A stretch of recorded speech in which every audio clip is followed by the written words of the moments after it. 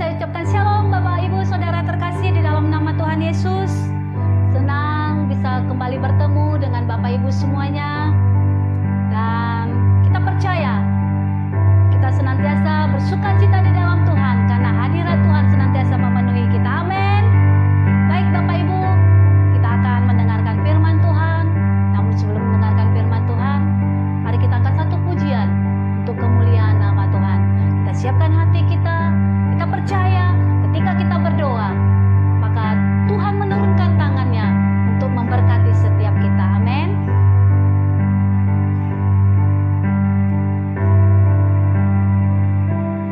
Tiada yang seperti Engkau, begitu mengasihiku. Kau Tuhan sanggup menjawab semua seru doaku. Tiada yang seperti Engkau, begitu mengasihiku. Kau Tuhan sanggup melawan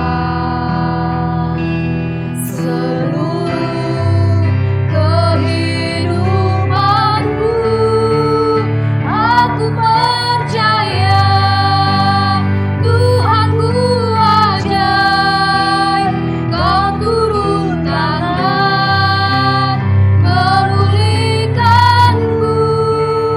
Aku percaya Tuhanku dahsyat.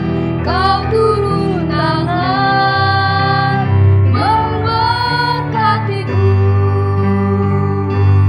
Mari Bapak Ibu jemaat Tuhan, kita angkat lagu ini bersama-sama. Sama-sama kita katakan, tiada yang seperti Engkau, begitu mengasihiku. Kau Tuhan sanggup menjawab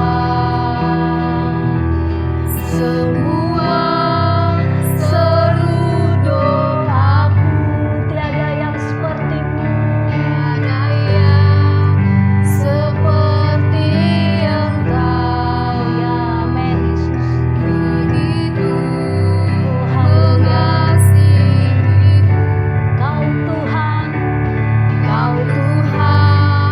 sanggup melawan seluruh kehidupanku.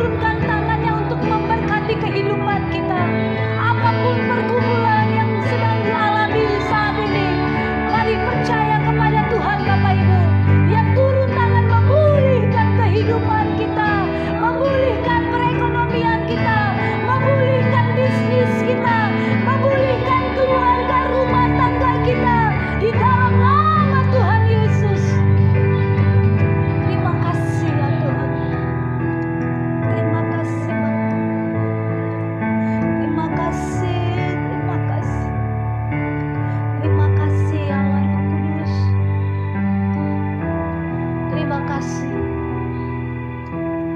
Sungguh kami percaya Tuhan. Dengan iman kami katakan hidup kami sudah dipulihkan. Karena Tuhan sudah menurunkan tangannya untuk memulihkan hidup kami. Siapapun kami ya Tuhan, kami percaya Tuhan pulihkan kami. Tuhan memberkati kehidupan kami. Terima kasih Tuhan. Saat ini kami akan mendengarkan firman-Mu. Urapi kami Tuhan dengan kuasa-Mu, sehingga firman-Mu yang menguatkan kami ya Tuhan. Firman-Mu yang senantiasa menopang kehidupan kami ya Tuhan. Kami percaya hidup kami tidak sama lagi Tuhan. Kami percaya, kami katakan hari ini sesuatu terjadi, pembaharuan terjadi, karena Tuhan sudah memulihkan hidup kami melalui firman-Mu yang ditaburkan oleh hamba-Mu Bapak Pendeta Dr. Andi Patriadi ya Tuhan. Terima kasih Tuhan, terima kasih Bapak, terima kasih Yesus, terima kasih, terima kasih, terima kasih Allah Roh Kudus. Dan saat ini kami siap untuk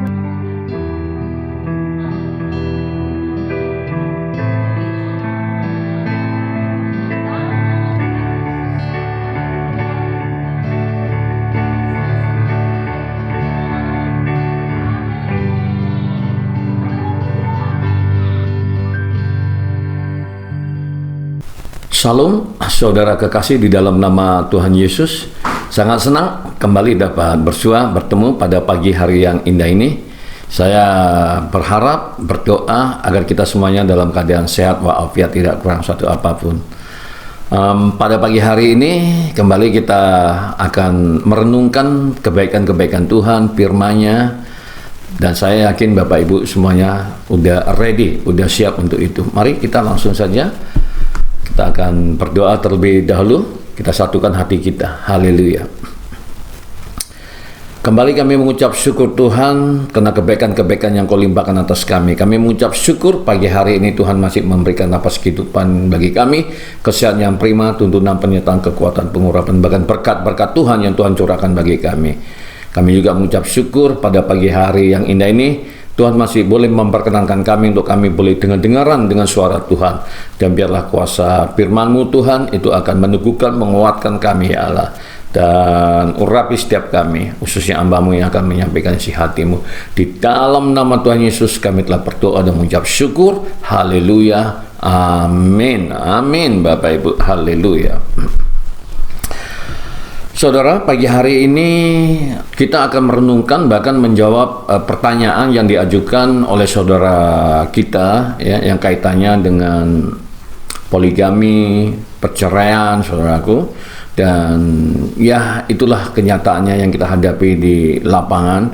Dan oleh karenanya kita juga terbeban untuk berdoa bagi mereka yang tengah menghadapi berbagai pergumulan rumah tangga, saudaraku ya. Memang kalau kita berbicara tentang poligami di kekristenan itu udah jelas dilarang ya oleh Tuhan, saudaraku ya. Beda dengan agamawi atau agama saya yang lama, yaitu Islam atau Muslim, saudaraku. Nah, di sana diizinkan, saudaraku, untuk berpoligami ya, sepanjang ada persetujuan dari istri pertama dan juga mendapatkan izin dari pengadilan, saudaraku. Nah, sehingga nggak heran, saudara, ya, di keluarga-keluarga saya itu ya, uak-uak saya, paman saya itu istrinya lebih dari satu, saudaraku, ya. Nah, jadi sungguh sangat merepotkan, ya. Jadi di kekristenan itu tidak seperti itu, saudaraku. Dan mengapa saya merasa nyaman dan aman di kekristenan ini, saudaraku, ya, adalah karena seorang suami tidak boleh atau seorang istri tidak boleh berpoligami. Itu yang membuat saya nyaman, saudaraku, ya. Dan saya pikir ini pengajaran yang cukup mantap apa yang disampaikan oleh Tuhan Yesus, saudaraku. Nah, mari kita baca ayatnya, saudaraku, ya, mengapa kita tidak boleh berpoligami, saudaraku, ya.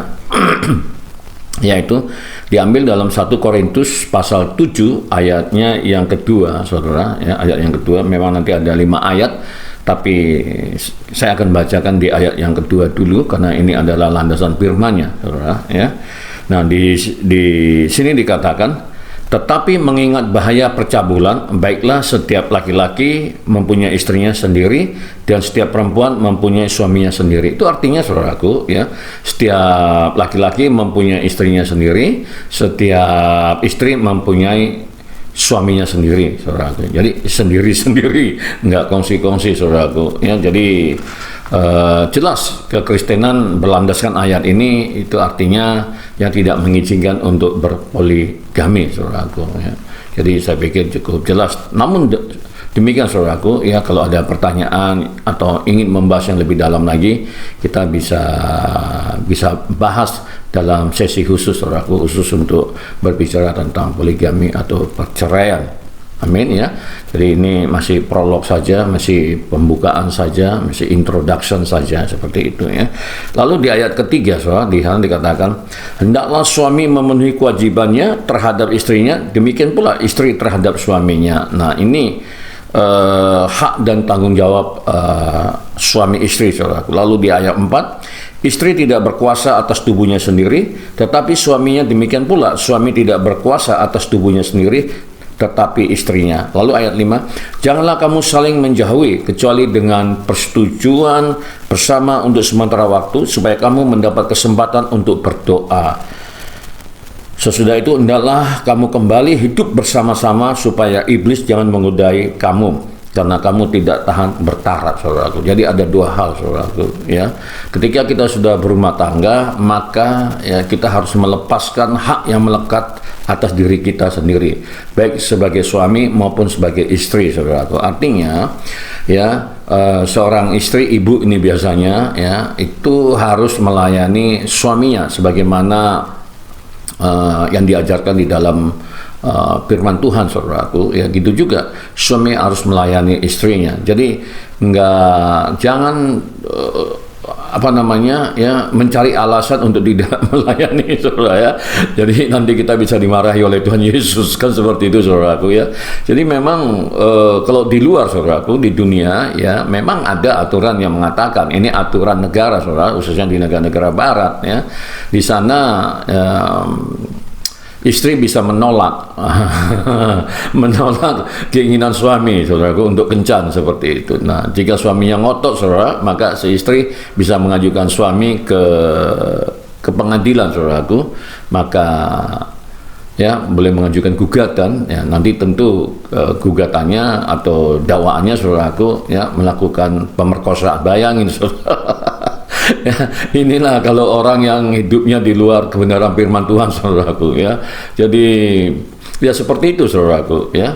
Jadi kalau suami memaksa, maka dia bisa mengadukan ke pengadilan dan akan didakwa dengan pemerkosaan, saudara. Nah, ini, ya. Jadi kan sudah aneh, saudara, dan itu adalah pengajaran dunia dan itu nyata mewarnai kehidupan kita hari-hari ini, saudaraku. Nah, makanya, saudara, ya, kayak mana kita bisa hidup nyaman, tenang, itu nggak lain, ya, tidak bukan terkecuali kita bisa hidup di dalam kebenaran firman Tuhan, maka ya kemuliaan Allah itu akan mengalir dalam kehidupan kita. Yang keluar dari diri kita masing-masing adalah kasih, saling menghargai, saling menghormati, saling memperdulikan, saudaraku, ya. Jadi kalau suami sudah ya ingin, saudaraku, ya lalu ditolak, wah, itu yang membuat jadi masalah baru, saudaraku. Akhirnya karena tidak tersalurkan, maka dia akan mencari wanita lain. Nah, ketika dia sudah mencari wanita lain, dia dapatkan lebih bagus daripada yang di rumah, saudaraku. Nah, ini akan menjadi masalah, saudaraku, ya. Jadi hendaklah kita semuanya taat pada aturan apa yang sudah ditetapkan oleh Tuhan, saudaraku, ya. Lalu di ayat yang kelima tadi, saudara, di sana dikatakan, janganlah kamu saling menjauhi, ya, kecuali, nah, memang ada keterkecualian di situ, ya. Kita dilarang saling pisah ranjang sebenarnya, saudaraku, ya, dengan, ya, dilarang, ya. Kalaupun itu boleh dengan satu alasan, tujuannya apa? Untuk berdoa. Nah, saudara, ya, biasa kan dalam rumah tangga kadangkala kita ingin fokus kepada Tuhan, nah, sehingga kita ingin mengasingkan diri, mungkin pergi ke satu tempat, ya, supaya kita lebih khusyuk, saudaraku, ya. Nah, jika itu yang terjadi, ya boleh, ya, dengan alasan supaya bisa berdoa dengan secara khusyuk. Tapi setelah itu kembali pulang dan melakukan kehidupan suami istri sebagaimana mestinya, ya, sesuai dengan apa yang dicatat dalam 1 Korintus 7 ayat 5 tadi, saudaraku, ya. Janganlah kamu saling menjauhi kecuali dengan persetujuan bersama untuk sementara waktu, supaya kamu mendapat kesempatan untuk berdoa. Sesudah itu hendaklah kamu kembali hidup bersama-sama, supaya iblis jangan menggodai kamu karena kamu tidak tahan bertahan. Jadi ibu juga harus ngerti juga. Nah ini, ya, karena iblis itu begitu luar biasa, ya, bekerja ekstra keras untuk menggoda para suami-suaminya. Jadi kalau ada masalah cepat diselesaikan, sehingga semuanya akan berjalan harmonis, saudara. Amin, saudara, ya. Nah, lalu saudara, ada juga pertanyaan, ya. Ada di luar sana itu aneh-aneh, saudaraku, ya. Nah, mengenai perkawinan percobaan, saudara, ya. Saya pun baru ngerti, saudara, ya, tentang perkawinan percobaan ini, ya. Nah, ini pertanyaan, saudara, dan itu nyata di dunia, ya. Di luar sana, saudaraku, ya. Apakah perkawinan percobaan itu sah menurut Alkitab? Nah, saya coba mencari-cari, saudaraku, ya, apa yang dimaksud dengan perkawinan percobaan ini, ya. Kayak beli barang aja dulu, saudara, ya, dicoba dulu, cocok, lalu dibeli, saudara. Ini kan pernikahan, kan kayak gitu. Tapi itu nyata, saudaraku, ya. Itu ada di tengah-tengah kita, saudara. Nah, bagaimana kalau kita misalnya, ya, didatangi orang lalu kita ditanya akan hal ini, saudaraku, atau siapa saja, mungkin keluarga-keluarga dekat kita juga bertanya akan hal ini, saudaraku.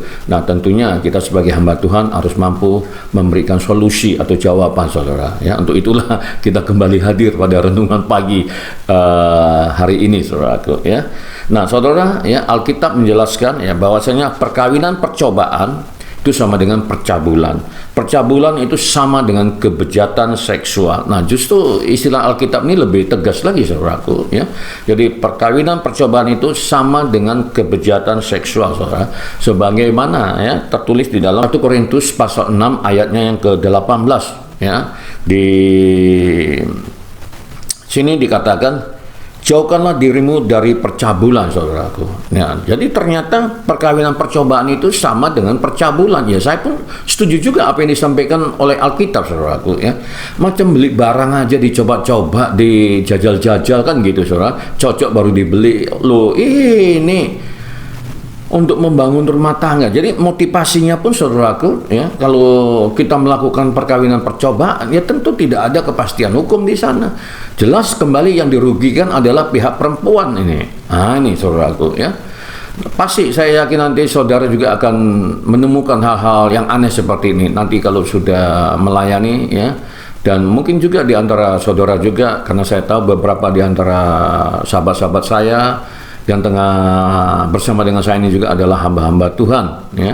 Tapi saya menemukan pertanyaan ini, ya, sehingga harus kita jawab, saudaraku, ya. Nah, jadi saya teruskan, ya. Jauhkanlah dirimu dari percabulan. Setiap dosa lain yang dilakukan manusia terjadi di luar darinya, tetapi orang yang melakukan percabulan berdosa terhadap dirinya sendiri. Jadi sudah terjawab, saudaraku, ya. Perkawinan percobaan sama dengan percabulan, sama dengan kebejatan seksual, saudaraku, ya. Seperti sebagaimana saya jelaskan di awal tadi, ya. Jangan pernah itu dilakukan karena akan merugikan pihak istri, saudaraku, ya. Udah jelas, ya. Nah, istrinya, si perempuan, ya, sudah berkorban di situ, ya, dan tidak dilindungi oleh hukum. Nah, tidak ada kepastian hukum di situ. Nah, jangan-jangan dia hamil lalu melahirkan anak, lalu bagaimana status anaknya juga? Nah, kan seperti itu juga. Ini juga menjadi pertimbangan untuk tidak melakukan seperti itu. Iya kalau cocok, kalau nggak cocok kan ditinggal begitu saja, saudaraku. Iya kan? Nah, ini yang harus kita perhatikan, dan kita harus memberikan nasihat yang benar kepada siapapun yang membutuhkan pertolongan atau nasihat dari kita, saudaraku, ya. Nah, kemudian kawin kontrak. Nah, ini kan sama juga, saudaraku, ya.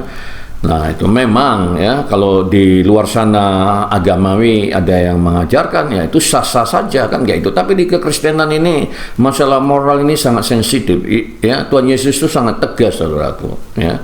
Jadi memang tidak boleh, ya, dilarang, ya. Karena apa yang sudah disatukan oleh Tuhan tidak boleh dipisahkan oleh manusia, terkecualinya itulah nanti akan kita bahas, saudaraku, ya. Karena ada juga pertanyaan, ya, boleh nggak bercerai di dalam kekristenan? Nah, lihat dulu kasus per kasus, apa kasusnya, nanti itu akan kita jawab, saudara, ya. Lalu masih kaitannya dengan perkawinan percobaan, saudaraku, saya akan memberikan satu ayat lagi supaya itu meneguhkan kita dan memperlengkapi kita, ya. Ibrani 13 ayat 4, di sana dikatakan, ya, hendaklah kamu semua penuh hormat terhadap perkawinan, dan janganlah kamu mencemarkan tempat tidur, sebab orang-orang sundal dan perzinahan akan dihakimi Allah. Nah, jadi ternyata, saudara, kalau kita melakukan perkawinan percobaan itu tadi, itu sama, ya, kita diibaratkan, ya, sebagai orang-orang sundal dan pezina yang akan dihakimi oleh Allah. Nah, ini sudah jelas, ya, Alkitab menjawab bahwasanya perkawinan percobaan dilarang oleh Tuhan melalui kebenaran firman-Nya, saudaraku, ya. Kenapa dilarang, saudaraku? Nah, tentu kalau kita merujuk pada di mana tubuh kita ini adalah bait Allah, bait Roh Kudus, saudara, udah jelas, ya. Itu akan mencemarkan kehidupan kita, tubuh kita, sebagaimana dicatat di dalam 1 Korintus 6 ayat 15 sampai ayat 20. Nanti saudara bisa buka sendiri, ya. Amin, saudaraku, ya. Saudara, untuk menjawab pertanyaan apakah di dalam kekristenan boleh bercerai? Nah, kalau kita merujuk apa yang disampaikan oleh Tuhan Yesus, saudaraku, apa yang sudah dipersatukan oleh Tuhan, itu tidak bisa dipisahkan oleh manusia. Namun demikian, saudara, ya, yang namanya kita hidup ini ada saja berbagai permasalahan, ya. Misalnya, ya, Alkitab mengizinkan perceraian. Nah, ini di sini dikatakan Alkitab mengizinkan perceraian jika salah satu pasangan ketahuan berzina. Nah, jadi kasusnya, saudaraku, perceraian itu boleh diizinkan. Sebenarnya Tuhan nggak mengizinkan, saudara. Itu sangat mendukakan hati Tuhan, sangat melukai hati Tuhan, saudaraku. Karena apa yang sudah Dia satukan, ya itu nggak boleh dipisahkan. Tapi karena akibat, ya, ketiadataatan manusia, saudaraku, dia melanggar hukumnya, saudaraku, sehingga dia melakukan perzinahan, saudara, ya. Dia berzina, dia melakukan perselingkuhan terhadap pasangannya, saudaraku. Nah, jika hal ini terjadi,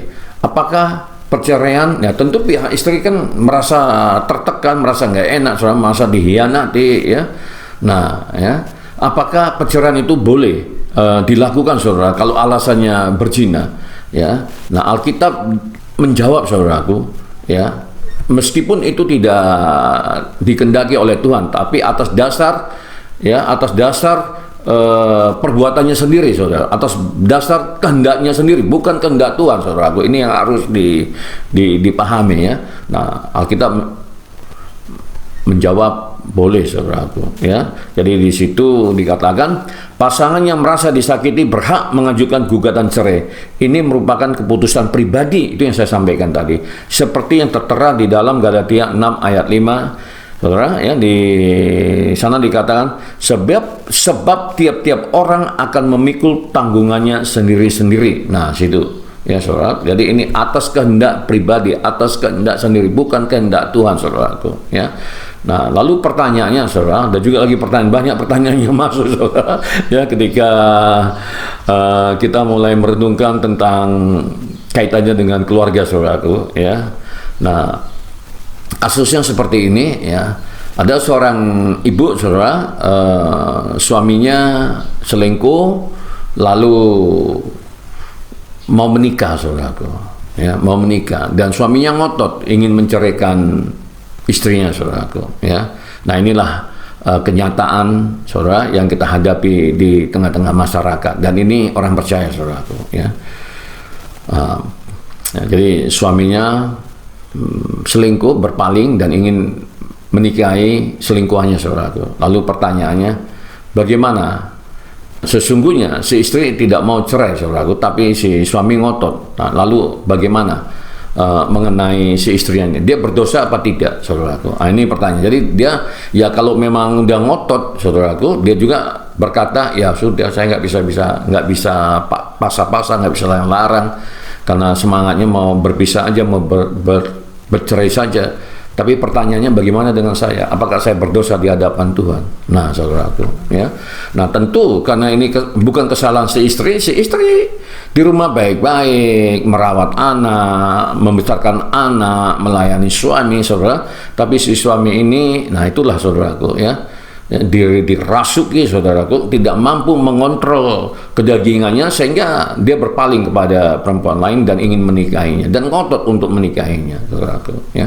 Nah, buat si ibu tentu, ya, di hadapan Tuhan si ibu tidak berdosa karena kesalahan bukan ada di ibu. Lalu bagaimana dengan si suami yang ngotot, yang bersikeras ingin menikah, saudaraku? Nah, kalau itu dia menikah, saudara, nah tentu ini kan harus diselesaikan di pengadilan, saudara, pengadilan negeri tentunya bagi kita orang Kristen, saudaraku, kalau punya masalah rumah tangga dan ingin cerai, kan kayak gitu ya, dijauhkan itu dari kehidupan kita, ya, kita tengking dalam nama Tuhan Yesus, saudara. Tapi ini fakta dan ini sudah terjadi, saudaraku, ya, dan lagi proses, saudaraku. Nah, di pengadilan, saudara, ya bisa saja, saudaraku, ya. Sebenarnya pengadilan juga akan memberikan kesempatan untuk rekonsiliasi, saudaraku, untuk berdamai, saudaraku, ya. Tapi kalau pihak si suami ngotot ingin menikah lagi, saudaraku, nah dia mungkin bisa saja menggunakan berbagai cara, saudara, sehingga gugatannya dikabulkan oleh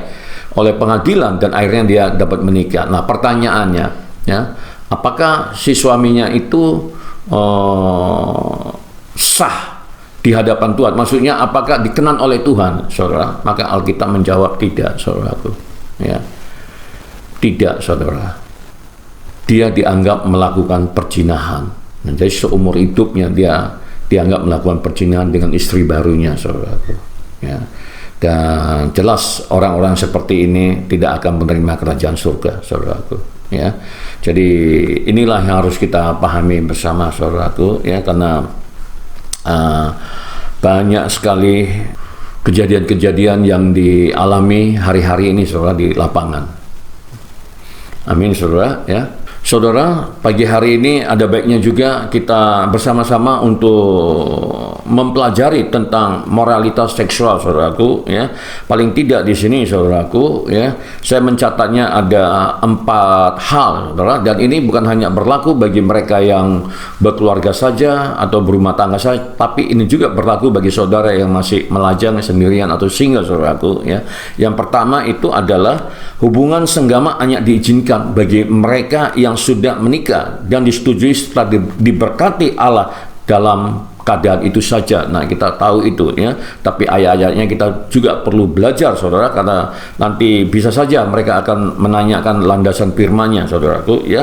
Sebagaimana dicatat di dalam Kejadian pasal 2 ayat 24, Kidung 2 ayat 7, ya, lalu Kidung 4 ayat 12, saudaraku, ya.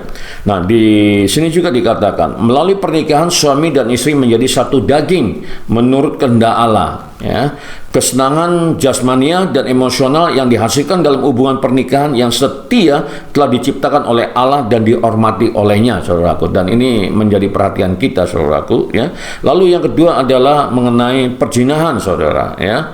Perzinahan, tindakan seksual yang tak bermoral, homoseksualitas, sensualitas, ketidaksucian, dan nafsu-nafsu yang hina dipandang sebagai dosa, saudaraku, ya. Ini juga perlu kita berikan perhatian, saudaraku, ya, bagi anak-anak dan cucu-cucu kita, bahkan bagi diri kita sendiri juga, saudara, sebagai pasangan suami istri. Ayat-ayatnya dicatat dalam Keluaran 20 ayat 14, ya. Yang hebat di hadapan Allah karena merupakan pelanggaran terhadap hukum kasih dan pencemaran hubungan pernikahan.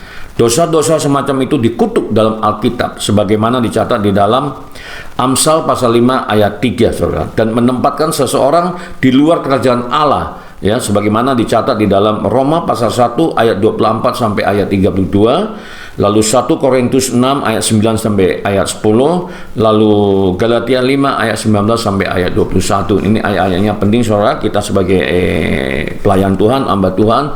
Jadi kita juga harus menyampaikan landasan hukumnya, landasan firman-Nya, saudaraku, ya. Lalu yang ketiga, ya, di sini dikatakan tindakan seksual yang tak bermoral dan ketidaksucian bukan saja berupa perbuatan sanggama dan persetubuhan yang terlarang, tetapi juga meliputi setiap perbuatan pemuasan seksual dengan orang lain yang bukan pasangan nikahnya. Nah, ini dia yang dilaksanakan dengan menyingkapkan ketelanjangan orang tersebut, saudara. Sudah jelas, saudara, ya. Lalu bagaimana pandangan kontemporer, saudara? Karena hari-hari ini juga ada pengajaran-pengajaran yang aneh juga, saudaraku, ya. Itu kembali saya katakan menunjukkan bahwasanya iblis sangat kreatif sekali, saudaraku, ya, untuk menciptakan hal-hal yang jahat. Nah, sehingga itu yang didengarkan dan itu yang diajarkan, ya, oleh orang-orang, saudaraku, ya. Nah, ajaran kontemporer berkata demikian, saudaraku, ya, yang mengatakan bahwa hubungan seksual di antara kaum muda dan orang dewasa yang belum nikah tetapi sudah bertunangan dapat diterima sejauh tidak terjadi hubungan senggama, merupakan ajaran yang bertentangan dengan kekudusan Allah dan norma kesucian Allah. Allah secara tegas melarang suatu bentuk hubungan seksual dengan atau secara harfiah artinya menyingkapkan ketelanjangan siapa saja yang bukan suami atau istri yang sah, sebagaimana dicatat di dalam Imamat pasal 18 ayat 6 sampai ayat 30, Imamat pasal 20 ayat 11, 17, 19 sampai 21, saudaraku, ya. Jadi kan yang aneh-aneh. Amin, saudaraku, ya. Ini wow, ya, sungguh sangat luar biasa, saudaraku, ya. Inilah, saudara, ya, kalau tidak dikembalakan oleh Tuhan melalui kebenaran firman-Nya, dan kita harus waspada, saudara. Kita tetap stand firm, kita harus tetap berdiri kokoh, saudaraku. Jangan pernah kompromi dengan hal-hal seperti ini, saudaraku. Tentu cara menyampaikannya dengan kelembutan, dengan kasih sayang, saudaraku, dengan kepedulian, terhadap orang yang kita layani, saudaraku. Amin, saudara, ya. Lalu di poin yang keempat, saudaraku, ya, poin yang keempat di sana dikatakan orang percaya harus menjalankan penguasaan diri dalam kaitan dengan semua hal seksual dalam pernikahan. Membenarkan keintiman seksual pranikah dalam nama Kristus hanya berlandaskan suatu komitmen yang sungguh-sungguh atau yang hanya dirasakan kepada pasangannya secara terang-terangan mencemarkan norma-norma kudus dari Allah dengan cara-cara duniawi, sehingga sesungguhnya membenarkan kedursilaan, saudaraku. Jika alasan-alasan tersebut, saudara, ya, dilegalkan, ya, saudara, disahkan, maka sama saja, ya, itu merupakan tindakan kedursilaan, saudaraku, dan, ya, suatu kekejian di hadapan Allah, saudara, ya. Jadi, ya, harus hati-hati kita, saudara, ya, jangan pernah sampai berkompromi, ya. Kebenaran firman Tuhan harus disampaikan dengan tegas, tapi bukan berarti dengan kasar, dengan lemah lembut, saudaraku, ya.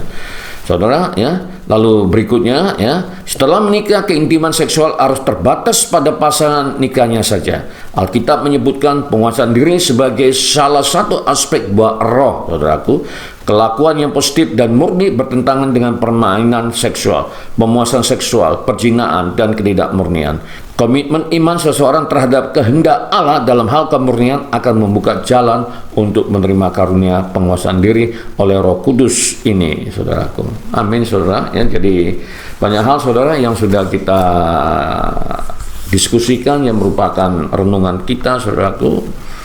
Dan biarlah ini menjadi sesuatu hal yang luar biasa untuk memperlengkapi diri kita, saudaraku, baik kita sebagai orang tua atau sebagai opung, kakek, nenek, ya, atau sebagai hamba Tuhan, saudaraku, ya. Jadi tidak ada sia-sianya pagi hari ini kita kembali untuk merenungkan firman Tuhan, saudara. Saya pikir untuk pertemuan hari ini kita sudahi, ya. Mari kita berdoa. Bapa, terima kasih Engkau telah mengajar kami, Tuhan, mengingatkan kami, bahkan memberikan pencerahan kepada kami, Tuhan, tentang moralitas seksual, Tuhan. Karena hari-hari ini, Bapa, Engkau tahu, Tuhan, begitu banyak permasalahan yang ada di luar sana, Tuhan. Dan kami mengucap syukur dan berterima kasih jika pagi hari ini juga, Tuhan, memperlengkapi kami, sehingga kami boleh menjadi alat Tuhan, boleh menjadi pelayan Tuhan untuk melayani mereka-mereka yang membutuhkan pelayanan kami, ya Allah. Terima kasih, Bapa. Pakai terus kami, Tuhan. Urapi terus kami, Tuhan, sehingga apapun yang kami kerjakan hari ini, Tuhan, sepanjang hari ini, itu semuanya boleh berhasil berbuah berlipat kali ganda. Di dalam nama Tuhan Yesus kami telah berdoa dan mengucap syukur. Haleluya. Amin. Amin, saudaraku. Kembali dari ladang pelayanan, ladang misi di Medan, saudaraku, saya mengucapkan salam sejahtera, salam sehat, sukses selalu, God bless you.